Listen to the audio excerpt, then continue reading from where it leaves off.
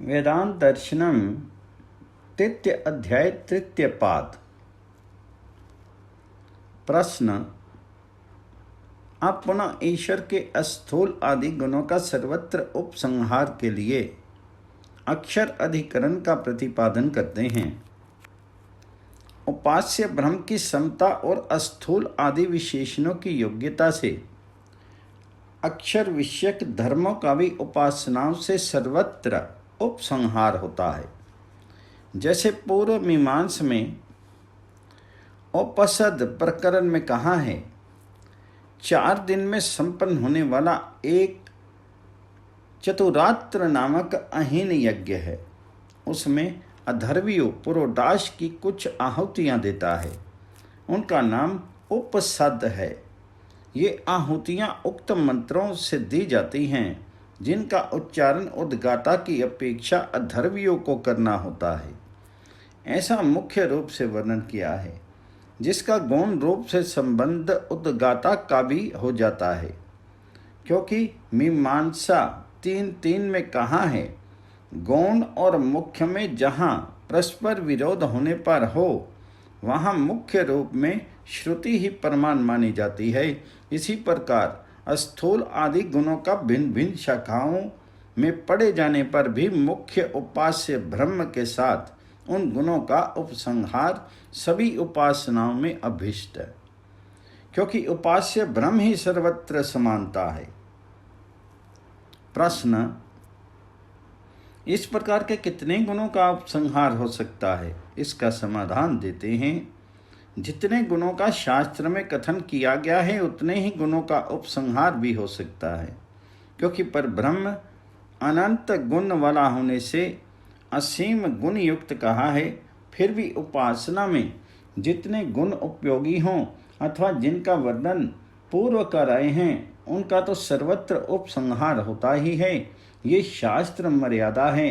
अल्पज्ञ, अल्पशक्ति, जिज्ञासु, सर्वगुण संपन्न पर ब्रह्म के स्वरूप की उपासना करने में कभी सम्मत नहीं हो सकता। इसलिए शास्त्रों में जिन मुख्य गुणों का प्रतिपादन किया है, जैसे वह ब्रह्म जगत कर्ता, धर्ता, हर्ता, सत्य, चित्त, आनंद स्वरूप, सर्वशक्तिमान, सर्वव्यापक, अति सूक्ष्म, अनुपम, अकाय, अवर्णादि गुणों को यथावत जान करके इनका उपयोग उपसंहार तो उपासना में कर ही सकता है। रही तद्वत शेष गुणों की बात, उनको भी धीरे जानता हुआ उपसंहार करने की योग्यता प्राप्त करे। प्रश्न: आप ब्रह्म की उपासना का विधि वर्णन करते हैं। अपनी आत्मा के अंदर ब्रह्म की उपासना करनी चाहिए। क्यों? आत्मा में ब्रह्म ऐसे ही व्याप्त है जैसे संपूर्ण पृथ्वी आदि 5 महाभूतों में। शास्त्रों में कहा भी है, यथा शीताश्यतर 2:15 में कहा है, इस प्रकार वह ब्रह्म आत्मा में जाना जाता है। शतपथ 6:30 में भी कहा है, जो आत्मा में रहता हुआ भी आत्मा से भिन्न है। कठोपनिषद में भी कहा है, धीर योगी जन उस आत्मा में स्थित परमात्मा को अपनी आत्मा में ध्यान द्वारा देखते हैं। अन्यत्र कठोपनिषद 2:1-12 में भी यही कहा है, अंगुष्ठ मात्र हृदयस्थ स्थान में ब्रह्म के दर्शन होते हैं इत्यादि अनेक प्रमाणों से ब्रह्म की उपासना का स्थान हृदय देश कहा। वहीं पर शांत एकांत स्थान पर मनेंद्रियों को विषयों से हटा करके प्रातः सायं कम से कम 1-2 घंटे तक ध्यान करना चाहिए। प्रश्न: कहीं कहीं उपासना का विधि हृदय से भिन्न स्थान पर करने को भी कहा है। फिर कैसे दोनों का सामंजस्य होगा? जैसे छांदोग्य में वैश्य नर की उपासना का कथन किया है। इसका उत्तर देते हैं, आत्मा में ब्रह्म की उपासना स्वीकार करने पर दूसरे प्रकार से कथित उपासना विधि में विरोध की आपत्ति आएगी। ऐसा यदि कहो तो वह उचित नहीं, क्योंकि अन्य उपदेशों के समान ही उपासना विषयक उपदेश सिद्ध रहेंगे, उनमें विरोध नहीं होगा। जैसे अधिकारी भेद से भेद होने पर भी भेद नहीं माना जाता।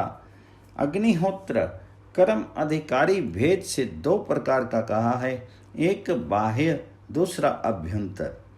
ब्रह्मचारी गृहस्थ वानप्रस्थ ये बाह्य हवन कुंड की अग्नि में द्रव्य की आहुतियों से अग्निहोत्र करते हैं, परंतु योगी जन के लिए अध्यात्म अग्निहोत्र का उपदेश है।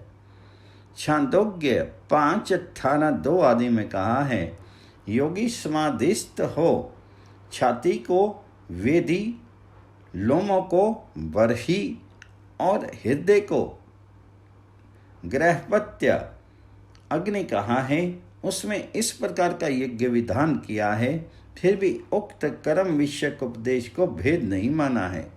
इसी प्रकार उपासना विषयक उपदेशों में भेद नहीं है।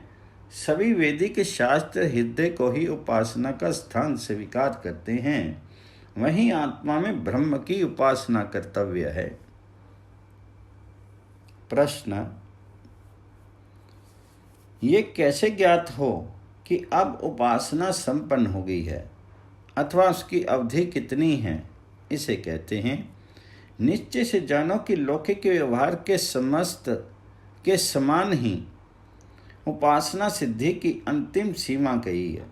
शास्त्रों का ऐसा विशेष रूप में कथन है, अर्थात जब उपास्य और उपासक की एक रूपता का अनुभव हो जाए तभी मानो कि अब उपासना पूरी हो गई। जैसे ऐत्रेय 2:2-4-6 में आया है, यो अहम सो असौ, यो असौ सो अहम। जो मैं हूँ वह है और जो वह है वह मैं हूँ। इस प्रकार की एक रूपता मानो कि एक जैसा ही प्रतीत होना। जैसे आनंद स्वरूप ब्रह्म है वैसे ही जीव भी आनंद में हो जाए, तब जानो उपासना पूरी हो गई। जैसे लोक में स्वामी सेवक का परस्पर अत्यंत प्रेम होने से उनमें अभेद सा हो जाता है, वैसे ही जिस समय मुक्त आत्मा हो जाती है उस समय आनंद प्राप्त होने पर अभेद दिखता है, अर्थात हर समय आनंद की अनुभूति होने लगे, दैदीप्यमान जीवन हो जाए, राग द्वेष रूपी सभी द्वंद्व समाप्त हो जाएं, तब उपासना की अवधि जानो। प्रश्न, आप पुनः कुछ गुणों का उपासना में उपसंहार करते हैं। इन निश्चय से उसी ही ब्रह्म विद्या का विधान है, क्योंकि सत्य आदि गुण दोनों स्थानों में समान रूप से विद्यमान है। जैसे बृहदारण्य 5:4-1 में कहा है, जो महान पूजनीय सत्य स्वरूप ब्रह्म को जान लेता है वह संपूर्ण लोकों में विजय प्राप्त कर लेता है। पुनः आगे कहा, बृहदारण्य 5:5-2, जो उस सत्य पुरुष आदित्य को जान लेता है वही इन सूर्य आदि लोकों का नियंता है। उसको जानने के पश्चात सभी पापों से रहित हो जाता है, अर्थात कभी पाप नहीं करता। इन दोनों उक्त वाक्यों में विद्या भेद और फल भेद के कारण संशय होने पर सिद्धांत यह है कि उक्त दोनों वाक्यों में सत्य आदि विशेषण ब्रह्म के समान है। फल भेद होने पर भी सत्य विद्या का विधान है, क्योंकि लोकजय अथवा दुखों का नाश हो जाना एक ही भावार्थ में है, भिन्नार्थ में नहीं। इसलिए इनका उपसंहार होना उपासना में अभीष्ट है। उक्त विषय का ही वर्णन करते हैं। छांदोग्य में पठित सत्य काम आदि गुणों का दूसरी शाखा में उपसंहार किया जा सकता है, क्योंकि दोनों शाखाओं में स्थान आश्रय आदि समान ही हैं। जैसा कि छांदोग्य 8:1-1 शरीर में हृदय के मध्यवर्ती दहर आकाश है, उसकी उपासना का वर्णन करके कहा कि उसके सत्य आदि गुणों का वर्णन किया है और बृहदारण्य 4:4-22 में कहा है, उस महान नित्य आत्मा की उपासना करनी चाहिए जो हृदय आकाश में निवास करता है। इन उभय वाक्यों में दैहिक विद्या का भिन्न भिन्न प्रतिपादन है अथवा एक ही है। इस जिज्ञासा पर कहते हैं कि दोनों वाक्यों में उपास्य एक ब्रह्म को ही कहा है, इसलिए इनमें भिन्नता नहीं समझनी चाहिए। इस कारण दोनों उपनिषद वाक्यों का एक दूसरे में उपसंहार कर लेना अभीष्ट है। छांदोग्य वर्णित सत्य काम का बृहद अरण्यक में और वर्णित वशित्व का छांदोग्य में उपसंहार कर सकते हैं। प्रश्न, उपासना करने का एक नियम विशेष रूप में कहा है।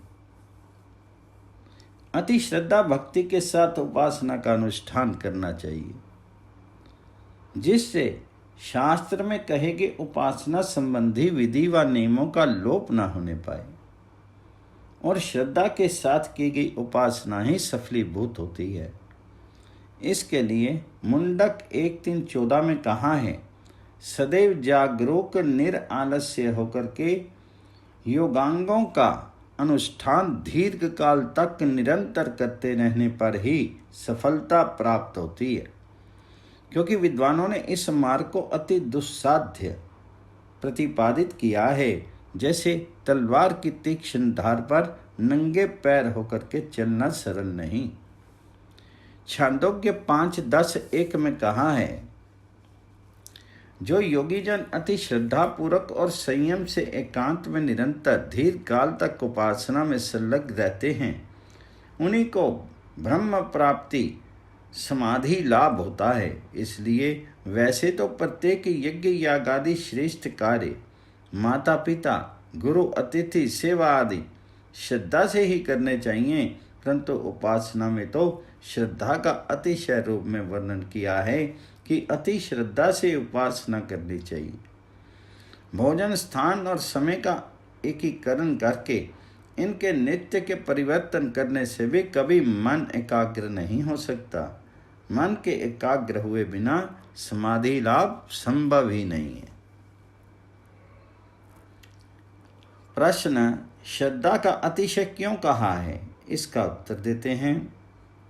अति श्रद्धा पूर्वक ब्रह्म उपासना से ब्रह्म ज्ञान प्राप्त होता है, उसके पश्चात शीघ्र ही ब्रह्म की प्राप्ति की जाती है, ऐसा शास्त्र कथन है। जैसा कि छांदोग्य 3:14-4 में कहा है, जो सर्वज्ञ सर्व अंतर्यामी ब्रह्म मेरे हृदय गुफा में विद्यमान है, इसको मैं अति श्रद्धा पूर्वक समाधि द्वारा देह त्याग के पश्चात प्राप्त होऊंगा। इस प्रकार का जिसे विश्वास है, निस्संदेह वह समाधि लाभ को प्राप्त होता है, और जिसको श्रद्धा ना विश्वास है वह विधिवत अनुष्ठान नहीं कर सकता। जब विधिवत अनुष्ठान उपासना ही ना की गई, तब ब्रह्म का साक्षात कैसे संभव है? इसलिए आदर अतिशय का महत्व उपासना लाभ हेतु प्रतिपादित किया है, जिससे उपासक को शीघ्र समाधि लाभ प्राप्त हो सके। एतदर्थ मुमुक्ष को उपासना अति श्रद्धा भक्ति के साथ करनी चाहिए। प्रश्न, उपासना से ब्रह्म ज्ञान होता है अथवा उसके प्रतिबंधकों का नाश होता है? इसका उत्तर देते हैं। ब्रह्म ज्ञान होने से उसके प्रतिबंधक चित्त विक्षेप आदि का नाश होता है, ऐसा नियम नहीं है, क्योंकि निरंतर उपासना से ब्रह्म ज्ञान और प्रतिबंध को का नाश ही उपासना का फल है। ये दोनों अलग अलग फल हैं। इनको ऐसा समझना चाहिए कि उपासना से पहले प्रतिबंधकों का नाश होता है, फिर ब्रह्म ज्ञान होता है, अपितु ब्रह्म ज्ञान और प्रतिबंधकों का नाश, ये दोनों फल उपासना से प्राप्त होते हैं, ऐसा आचार्य का आशय है। प्रश्न, उपासना से प्रतिबंध निवृत्ति ब्रह्म ज्ञान से अलग फल है। तो उपासना को ब्रह्म ज्ञान का साधन क्यों कहा जाता है? इसका उत्तर देते हैं। प्रदान के समान ही उपासना को कहा गया है। अर्थात जिस प्रकार यज्ञ के अंत में प्रदान अर्थात दक्षिणा ना दी जाने से यज्ञ पूर्ण नहीं माना जाता, उससे विगुण अर्थात यजमान को फल प्राप्त नहीं होता, उसी प्रकार उपासना के बिना प्रतिबंधकों का नाश नहीं हो सकता। प्रतिबंधकों के विनाश के बिना ब्रह्म का साक्षात्कार संभव नहीं। इसलिए उपासना ब्रह्म ज्ञान में साधन है। अथवा जिस प्रकार यज्ञ में मंत्रों द्वारा बार बार आहुति डाली जाती है, इसी प्रकार ब्रह्म ज्ञान में बाधक चित्त वृत्तियों की निवृत्ति हेतु निरंतर उपासना का विधान किया है, जिससे शुद्ध अंतःकरण हो सके। शुद्धांतकरण वाला ही ब्रह्म ज्ञान प्राप्त कर सकता है, अन्य नहीं। अतः उपासना प्रतिबंधकों के नाश पूर्वक ब्रह्म ज्ञान में भी साधन है। अर्थात वे फल उपासना से प्राप्त होते हैं प्रधानवत। प्रश्न, ब्रह्म ज्ञान से निश्चित मोक्ष प्राप्त हो जाता है, इसमें क्या प्रमाण है? इसका समाधान करते हैं। ब्रह्म ज्ञान मोक्ष प्राप्ति में अतिशय बलवान मुख्य है। यह भी अनेक शास्त्र प्रमाणों से सिद्ध है। जैसे उस ब्रह्म को जान करके मृत्यु रूपी दुख से तर जाता है, मुंडक 3:2 में कहा है। जो उस पर ब्रह्म को जान लेता है वह भी ब्रह्मवत हो जाता है। तैत्तिरीय 2:1 में भी कहा है, ब्रह्म ज्ञानी परम पद मोक्ष को प्राप्त हो जाता है। छांदोग्य 7:1-2 में भी कहा है, आत्मज्ञानी संसार रूप दुख सागर से छूट जाता है, उसे जन्म मृत्यु का भय नहीं रहता। सांख्य 3:23 में भी कहा है, विवेक ज्ञान से ही मुक्ति होती है। इत्यादि अनेक प्रमाणों से ब्रह्म ज्ञान ही मोक्ष प्राप्ति का साधन माना है। प्रश्न, कहीं कहीं कर्म को भी ब्रह्म ज्ञान का साधन कहा है, फिर शास्त्र में विरोध आएगा? इसका उत्तर देते हैं। पर कर्म से मानस के समान क्रिया के साथ ज्ञान का मोक्ष के प्रति विकल्प होना चाहिए। अर्थात इसका तात्पर्य है कि वेदोक्त यज्ञ याग आदि श्रेष्ठ कर्मों का संपादन करता हुआ 100 वर्ष तक जीने की इच्छा कर इस बाह्य क्रिया कर्म का फल ज्ञान में साधक होगा, क्योंकि ब्रह्म उपासना के साथ साथ बाह्य कुछ न कुछ कर्म करने के ही होंगे। सारे समय तो उपासना नहीं की जा सकती, इसलिए निष्काम कर्मों के करने का कथन ब्रह्म ज्ञान में सहयोगी होता है। यही विकल्प का अभिप्राय है। नहीं तो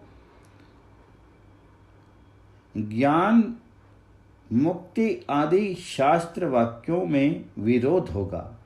प्रश्न, पुनः उक्त विषय का पुष्ट करते हैं। अतिदेश से भी उक्त अर्थ की पुष्टि होती है, जैसा कि ज्ञान और अविद्या कर्म को जो साथ साथ चलाते हैं वे कर्म से मृत्यु को पार हो जाते हैं और ज्ञान से अमृत रूप मोक्ष को प्राप्त कर लेते हैं। इस प्रकार ज्ञान और कर्म का समुच्चय माना है। जैसा कि लोक में एक कहावत है, ज्ञान के बिना कर्म अंधा है और कर्म के बिना ज्ञान लंगड़ा है। इसे ही पंगु अंध न्याय कहा है। अंधे के ऊपर पंगु बैठकर दोनों यात्रा निर्विघ्न कर लेते हैं। जैसे ही निष्काम कर्मों का अनुष्ठान उपासना के साथ साथ करने पर भी मोक्ष प्राप्ति होती है, वे कर्म चाहे उपासना से भिन्न समय में ऋषि परिणीत और योग संबंधी शास्त्रों का अध्ययन उपदेश रूप में हो या अन्य श्रेष्ठ कर्मों का अनुष्ठान होवे, इस प्रकार निष्काम कर्म ब्रह्म ज्ञान उपासना में साधक हो जाते हैं। यही विकल्प है। उपरोक्त विकल्प की आशंका का शास्त्र में भी इसी प्रकार समाधान प्रस्तुत किया है। निश्चय से शास्त्रों में ये कहा है कि ज्ञान ही मुक्ति का साधन है। कर्म उपासना में उपयोगी रूप में ही होता है, क्योंकि अंतःकरण के मल विक्षेप आदि ज्ञान के घोर प्रतिबंधक हैं, जो संसार चक्र में सहायक हैं। निष्काम कर्म इन प्रतिबंधों को हटा देते हैं। इस प्रकार कर्मों से मृत्यु भय का अतिक्रमण करके शुद्ध अंतःकरण होने पर भी उपासना में उपासक को लाभ करता है, उससे मोक्ष प्राप्त होता है। वैसे मोक्ष प्राप्ति में ज्ञान ही साधन है, इसमें कोई आपत्ति नहीं।